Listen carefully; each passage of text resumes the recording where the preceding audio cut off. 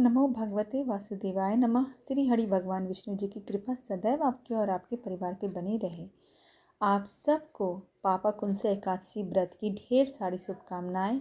आज की इस वीडियो में आप पापाकुंसा एकादशी व्रत का कथा सुनेंगे। पापाकुंसा एकादशी व्रत जो कि आश्विन माह के शुक्ल पक्ष की एकादशी तिथि को मनाया जाता है। इस कथा के अनुसार आश्विन शुक्ल एकादशी के दिन इच्छित फल की प्राप्ति के लिए भगवान विष्णु का पूजन करना चाहिए। इस पूजन के दौरान मनुष्य को स्वर्ग लोक की प्राप्ति होती है।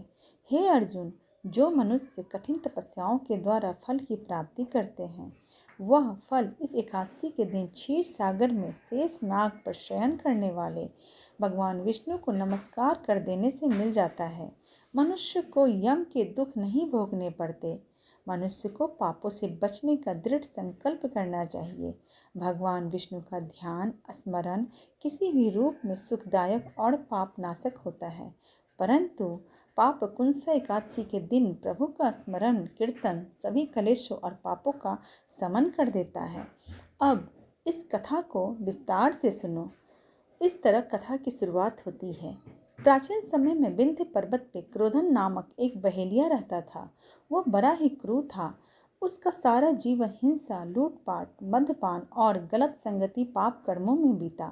जब उसका अंतिम समय आया तब यमराज के दूत बहेलिये को लेने आए और यमदूत ने बहेलिये से कहा कि कल तुम्हारे जीवन का अंतिम दिन है, अब तुम्हें कल ले जाएंगे। यह सुनकर बहेलिया बहुत भयभीत हो गया और महर्षि अंगिरा के आश्रम में पहुंचा और महर्षि अंगिरा के चरणों पर गिरकर प्रार्थना करने लगा कि हे ऋषिवर, मैंने जीवन भर पाप के कर्म किए हैं। कृपा कर मुझे कुछ ऐसा उपाय बताएं जिससे मेरे सारे पाप मिट जाएं और मोक्ष की प्राप्ति हो जाए। उसके निवेदन पे महर्षि अंगिरा ने उसे आश्विन शुक्ल की पापकुंसा एकादशी का विधि पूर्वक व्रत करने को कहा।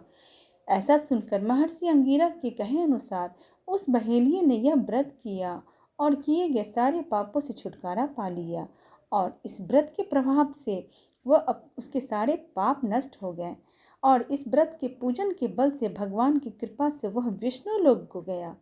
जब यमराज की यमदूत ने इस चमत्कार को देखा तो वह बहेलियों को बिना लिए ही यमलोक वापस लौट गए। इस तरह से वह बहेलिया इस व्रत के प्रताप से पहले जैसा अच्छा एक इंसान बन गया। कोई भी पाप अब नहीं करता था। उसके सारे पाप नष्ट हो गए। जैसा कि यह नाम से ही पापकुंसा एकादशी या व्रत करने से मनुष्य के जीवन के सारे पाप नष्ट हो जाते हैं और उन्हें मोक्ष की प्राप्ति होती है। एकादशी व्रत बहुत ही महत्वपूर्ण और पावन व्रत है।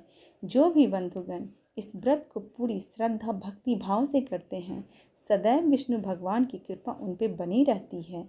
इस तरह आप सबके भी घर आंगन में भगवान विष्णु माता लक्ष्मी की कृपा सदैव बनी रहे। आप सबका भी व्रत सफलतापूर्वक पूरा हो। जय हो श्री हरि भगवान विष्णु जी की।